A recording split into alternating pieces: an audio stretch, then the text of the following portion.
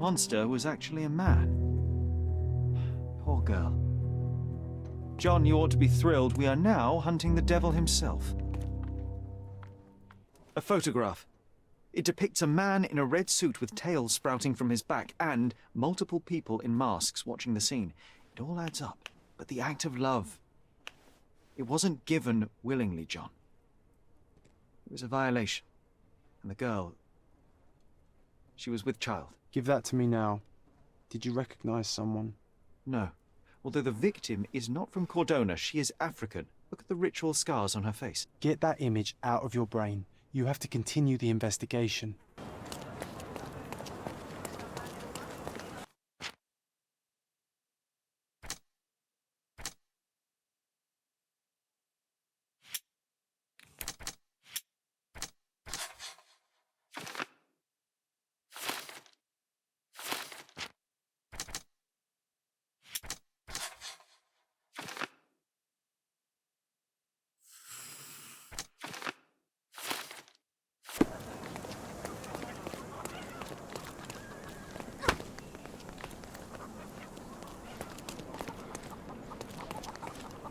May I ask you something? Don't think I can trust you. Do you know anything about this? I would be glad to help, but I can't.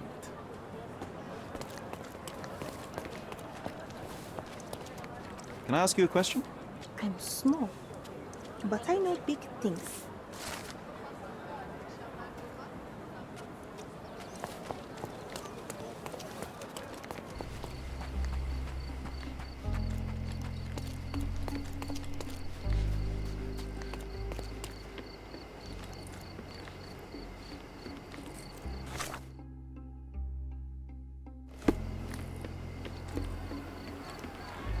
Beasts!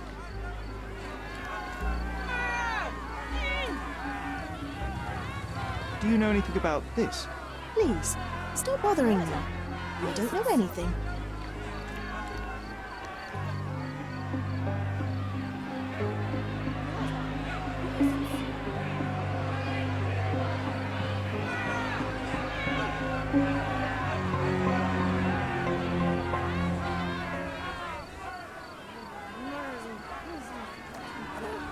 Murderers! They're completely livid. Murder! Beasts! Sir, this place is off limits to the public. Please state your business or leave, or I shall request that the police escort you out.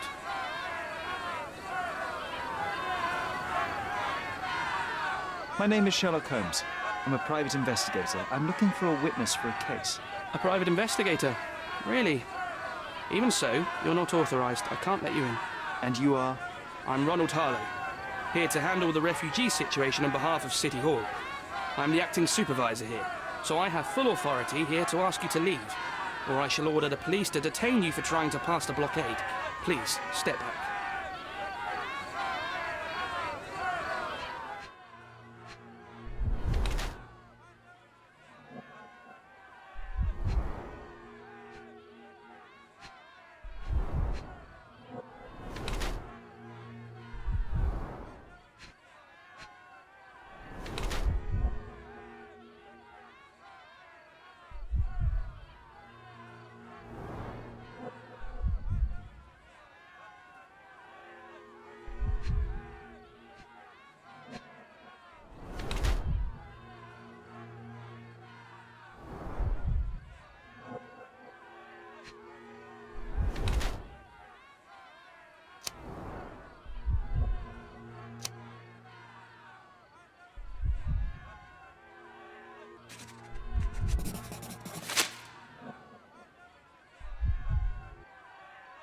The people in the crowd are shouting about a murder in the camp. Are you trying to hide it? It's mere assumption. I assure you that the situation is under the police's control. If it was under control, if there was no dead body, you wouldn't be as nervous as you are. You would be sitting in your cozy dark corner of a City Hall room doing nothing as usual. Yet, you're here, trying to deal with a series of problems you never asked for. These insults are inappropriate. You don't know what I'm doing for this camp. Even though the rest of City Hall doesn't give a bloody squat about the refugees, maybe I didn't want to be assigned to this camp. but I'm trying to do my best for these people. If not for my work, they might not have any shelter or food even. I apologize, Mr. Harlow. Perhaps I was prejudiced towards you, but in any case, I'm sure that you would still want this to be over as quickly as possible. The current reality is that neither you nor the police are managing things well here. You are unable to calm the crowd. You have simply never handled a situation like this before. What are you driving at, Mr. Holmes? I can help you to handle the situation if you're truly interested in solving things quickly and quietly. And how exactly would you manage that? Simply tell the police that I'm with City Hall and I'm permitted to investigate the scene. I'll work out the rest, but in return, I need your help finding my witness.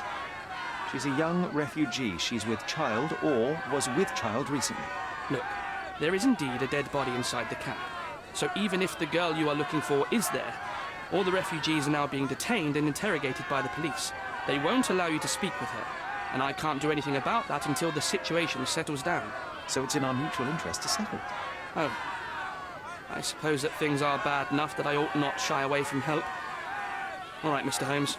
I'll tell the police to allow you to come inside. Just tell me when you're ready. Mr. Harlow, how did the refugees end up here exactly? Oh. So you're not from around here yourself? I've been away for some time, but I read the papers. Yes. This whole story has been in the papers for almost a year now. They were smuggled to Cordona on a ship from Africa. Smuggled? Then why didn't you deport them? The smugglers managed to sneak them to shore and hide them inside an abandoned warehouse. When the police raided the warehouse and found the refugees there, the ship was already gone. We aren't even certain as to which ship it was. We have busy shipping routes with other colonies these days, you see. So you decided to lock them up under a bridge? There was no other option. We're still trying to work out what to do with them. I only hope we'll find a humane solution and not put them on a raft and float them out to sea. Mr. Harlow, what exactly do you do here? What are your responsibilities? What I do and what I am responsible for are two different realities, Mr. Holmes. On paper, I am in charge of the camp territory, security, provision, and the refugees in general. What I actually do most of the time is knock on every City Hall door trying to obtain some funding, or at least rations for the camp. The police here on City Hall's behalf too? They are, minus those who came here after the body was found. The governor won't let the refugees disperse into the island, so there's a significant police presence guarding the camp. Naturally, they answer directly to the police. I have some influence here, but I'm not their direct authority. I'm ready to take a look at the scene. All right. Go inside the camp and find Inspector Tewkesbury. He's the officer investigating the scene. Tell him I sent you. Say you're an independent expert from City Hall. He'll fill in the details for you. I'll find my way with words. Thank you, Mr. Harlow.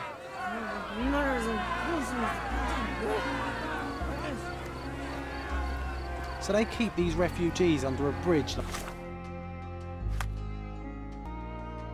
proverbial trolls. No wonder the people outside are so disturbed.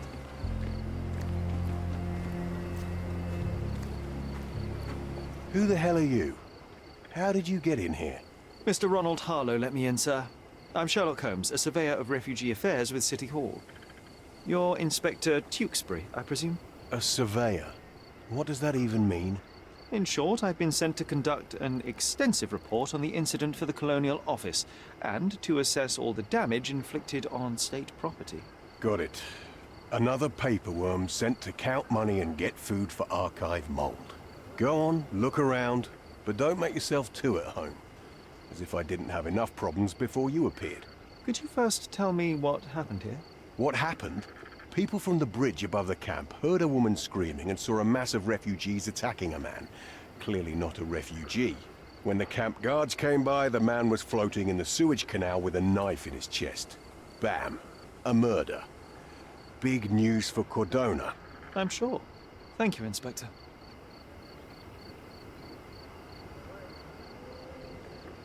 And none of the refugees were harmed? One fellow was cut. He's lying over there near their kitchen. He's in a bad way. You mentioned a woman screaming who attracted the bypassers on the bridge. Was she harmed? No, she's all right, but perhaps the whole debacle started because of her. She started wailing and the refugees stood up for the girl. And where is this young woman now? Back there in the shacks, same as the rest of the refugees. She's been questioned by my men, but she's just some refugee girl. Can't understand much English. Did you learn anything about the dead man? The fellow looks like a thug. I've had dozens like him fished out of the sea over the past 20 years. Ever since these refugees arrived, there have been people on Cordona with bad blood in them. My best bet is that this thug had something against them too. And no clue as to his identity. He had some items on his body, but nothing to indicate who he was or where he was from. I think I should catalogue his possessions in my records. Go on. They're on the table near the body. Do you have any suspects yet? You're joking, right? I've got a whole camp full of suspects. And if you ask me, this bloke had it coming. Better bury him and forget about the whole thing. And now there's a crowd gathered at the camp, and my superiors say we must thoroughly interrogate the refugees. At least those who can understand any English. Do you believe that your superiors wish to get rid of the refugees? I think that both our superiors would rather keep the story quiet. Since that's an unaffordable luxury now, they're looking how to protect their public image. That's why I have to waste my time waiting for my people to turn every stone and befriend every refugee.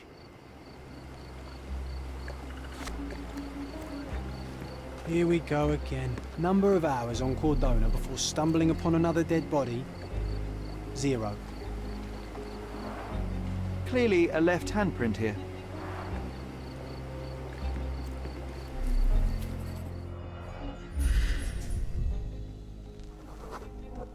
A furrow in the ground. A blood trail leading to or from the canal.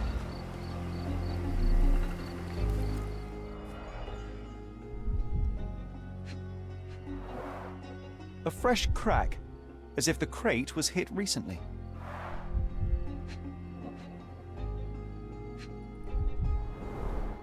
Someone bled profusely here.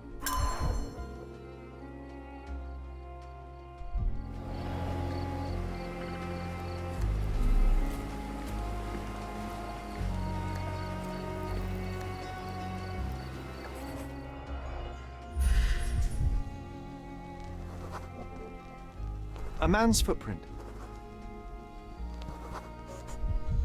A heavy boot with a worn-out sole. Police boots.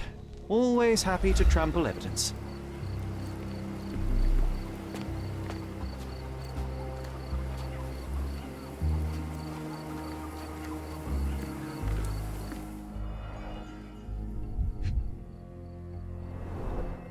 The cut is deep, potentially serious if not treated immediately. He is in shock, feverish and dehydrated.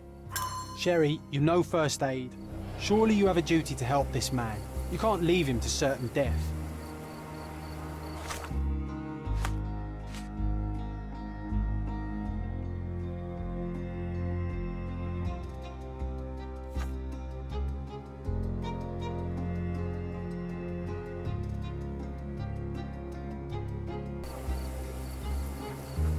Can you satisfy my curiosity? Unfortunately, my casebook is empty on this.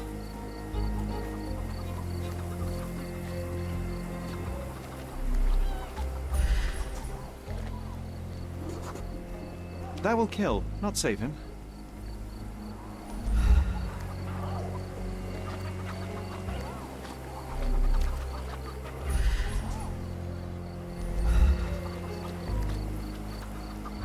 The refugees have been detained and will not leave until all the circumstances are clarified.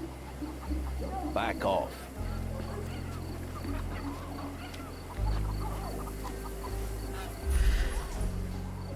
No one deserves to end up in a place like this.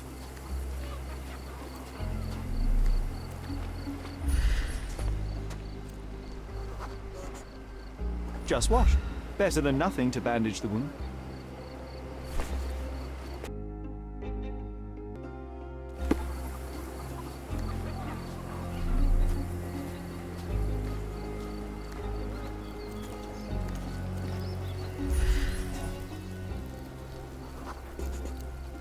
I'll use it to create a solution.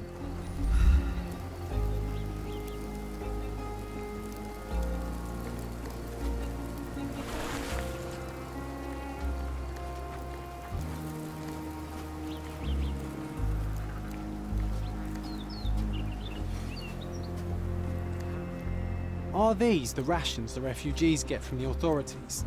How do people even survive out here? I can use this to stop the infection from spreading. I've collated all the ingredients, now to prepare the first aid solution.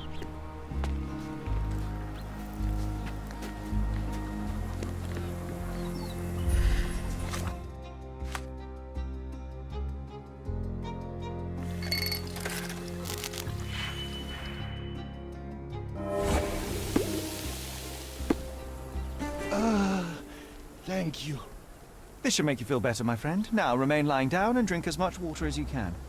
Well done, Sherry. At least he won't die from the infection.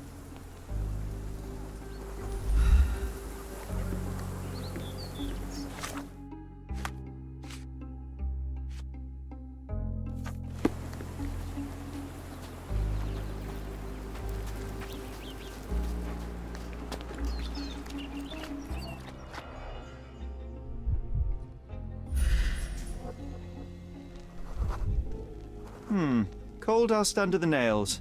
I don't see much coal around here.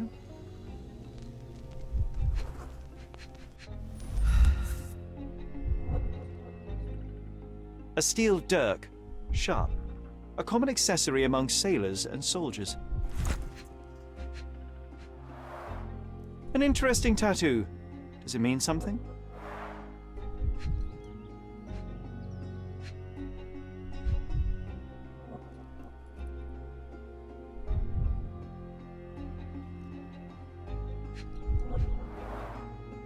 Heavy boots, with one sole far more worn than the other. This man was Limping John.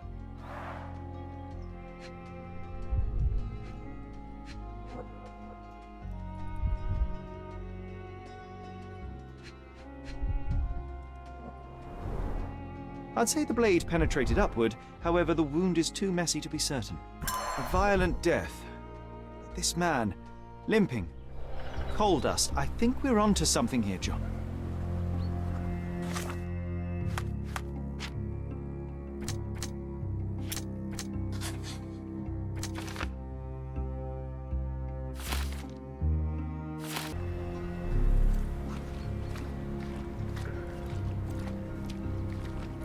If they find out about the passage, everything will go to hell.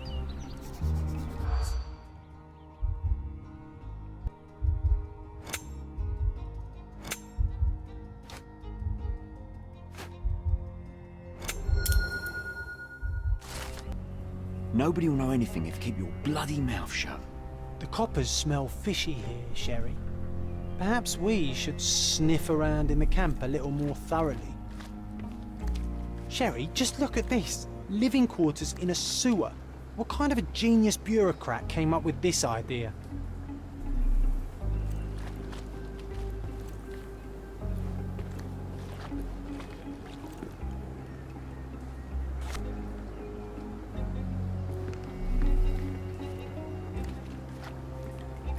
Can you satisfy my curiosity? Oh, I don't know about that. Ask one of the others.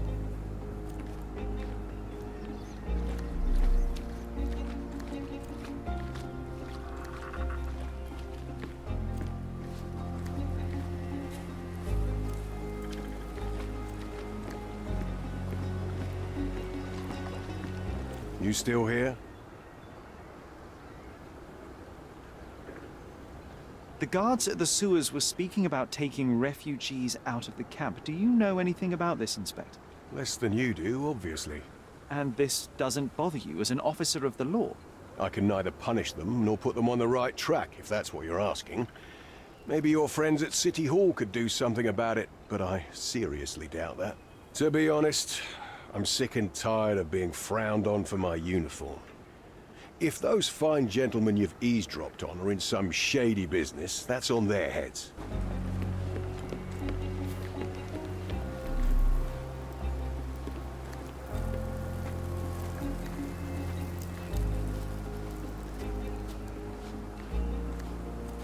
Are you able to help me? Oh, I don't know about that. Ask one of the others.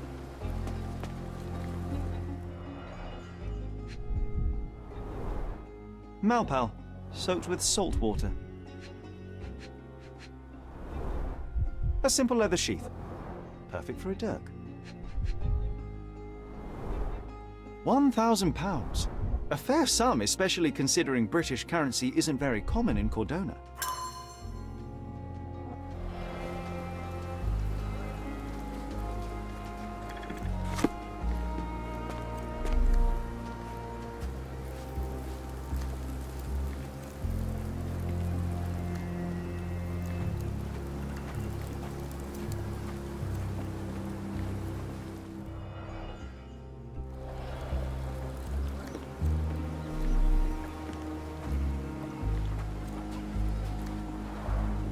Oh, carnelian agate beads, a traditional African adornment.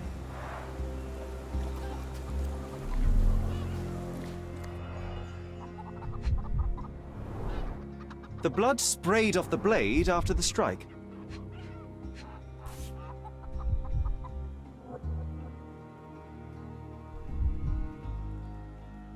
No hint of blood or impact.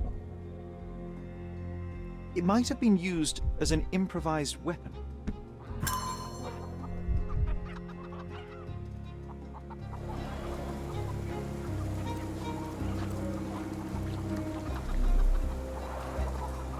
Someone was dragged against their will.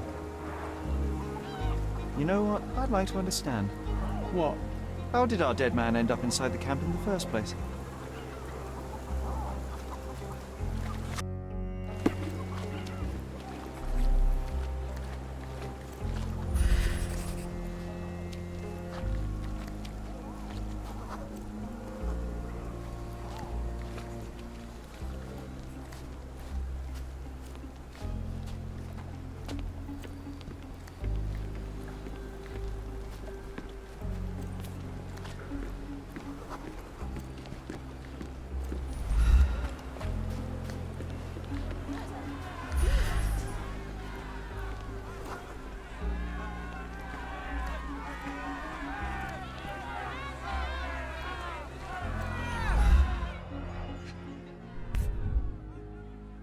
A single Malpal butt.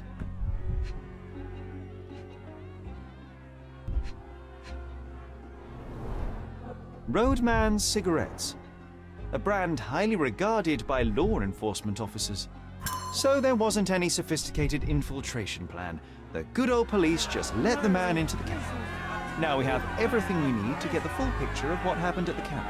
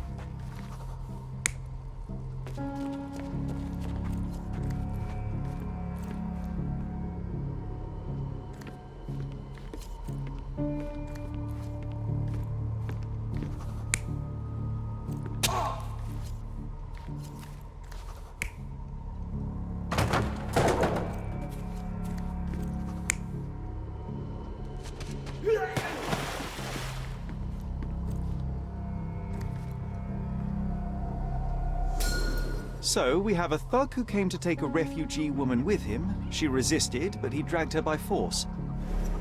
One of the refugees stood in his way, armed with a stick, yet he could do nothing against a cutthroat with a blade.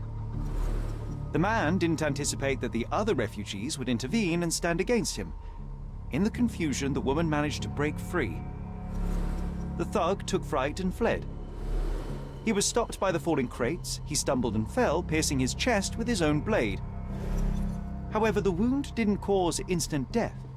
He managed to stand, but still bleeding, he lost his balance on the bridge and fell. Before all of this, the man had freely entered the camp through the main entrance. The police admitted him after they had a short smoke together. You live by the sword, you die by the sword. In our man's case, it's the same sword.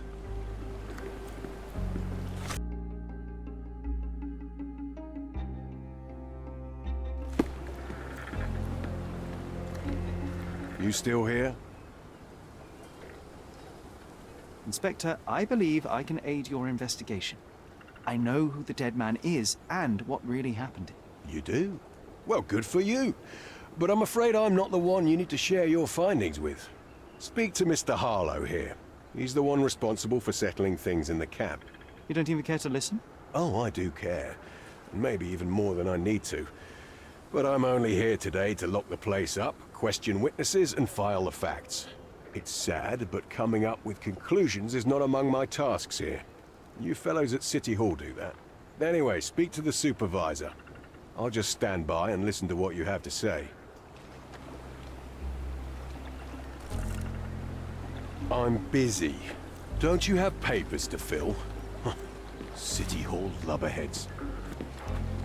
Mr. Harlow, your refugees didn't murder anyone. What? Pray tell me what you've learned. All right, listen carefully. This might solve one problem for you, but will create a few more. Oh, well, that's a great start. The man came to the camp intending to kidnap one of your refugees, a woman. What he didn't expect was that the refugees would stand up to protect the woman. A brawl had broken out. In the chaos of it, the man stumbled over those crates and fell on his own blade. How do you know he fell on his own blade? The wound in his chest was inflicted from an unusual angle. It was not an offensive stab, shall we say. The refugees didn't touch him. And judging by the blood at the scene, the intruder managed to raise himself but was unable to walk very far. He ultimately fell into the canal. But how did he sneak into the camp? Why didn't the police see him? And this is where your new problems emerge, Mr. Harlow. What do you mean? You're not a dull-witted man. You know what I mean. There is no feasible way to get into the camp without the police guards knowing of it. The pile of mess I had to sort out has just become bigger, but somehow that doesn't surprise me. Anyway, I thank you for your help, Mr. Holmes. I'll take it from here. Meanwhile, I'll make sure the police aren't detaining the refugees any longer. You can go back in and look for your witness. You think one small clerk can make any difference in this place? Who knows, John? I owe you a lot, Just Mr. one Holmes. ill-fitting cog could make the whole machine crumble.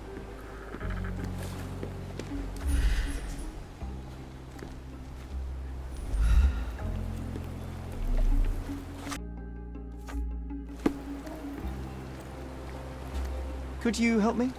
They often take us from the camps to work. Most don't mind, though. It's the only way we get a glimpse of freedom. So there's a smuggling ring in the camp. This wasn't the first time that someone freely entered the camp to take a refugee out. At least it was certainly his last time. My gut tells me that we'll learn more about this ring when we find out where the thug came from.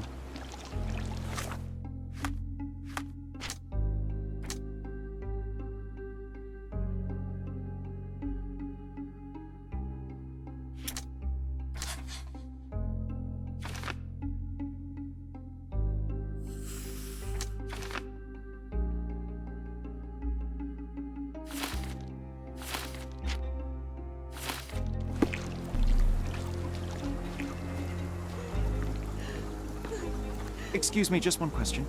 Sorry. We don't see much here. Everyone's looking at us. Are you able to help me? You sure you Sorry, know what you're doing? We don't see much here.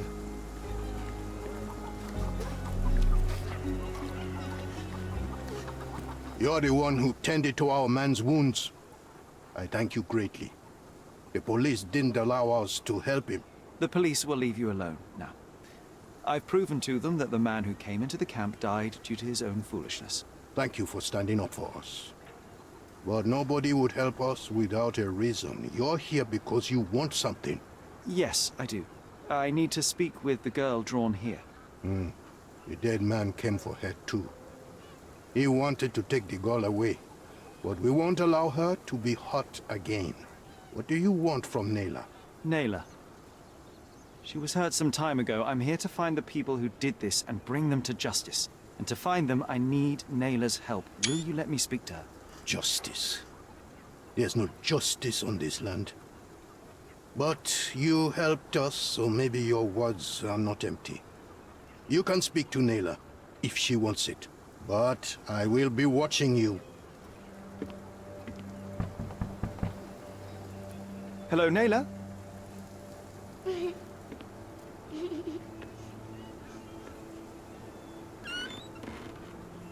My name is Sherlock. I know someone hurt you. I am here to help. I'm trying to find the people involved and bring them to justice. Please. There is a photograph, and I'm sorry, it is terrible, but I simply must ask. Where did this happen? What can you tell me about these people? Christ, Sherlock. Nayla, I'm sorry. I'm not very good at this. You come here for me, but you are rude and cruel and condescending. A cross. The man had this cross. Now go away. Leave us be. I do not need another white man's help.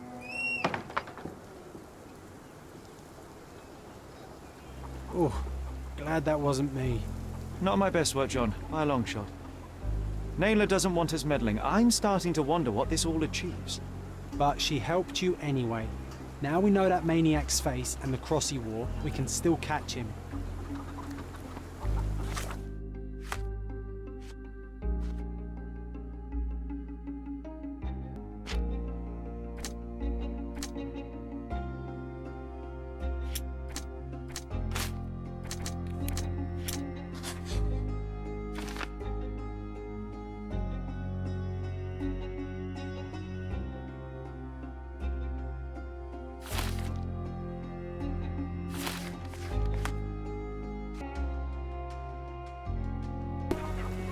At least some of your kind have a heart.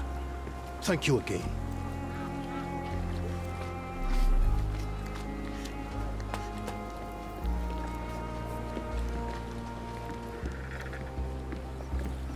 I owe you a lot, Mr. Holmes. You still here? The intruder has a most peculiar tattoo on his neck, 2 lines and a point. Do you know anything about it? You really want to know, kid? Why? You want to play a policeman or something? I'm sure you have it in your records, so it won't hurt if I have it in mine. In my records, it's just a tattoo, as it should be in yours. Ah, to hell with you. Suit yourself as to what you're going to do with it.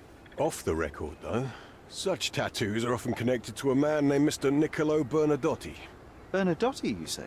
A respectable businessman in Scalario. His company imports goods and wines, and smuggles everything that can be smuggled between the colonies and the mainland. His people can be identified by an obscure tattoo, just like the one over there our friend has. But these are all merely rumors, you see. If Mr. Bernadotti was a criminal, he'd be in prison now. Or hanged, right?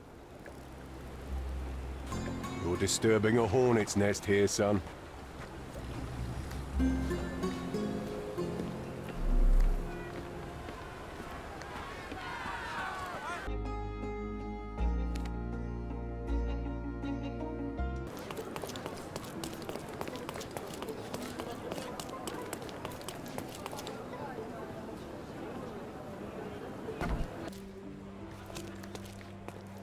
Have you found anything helpful?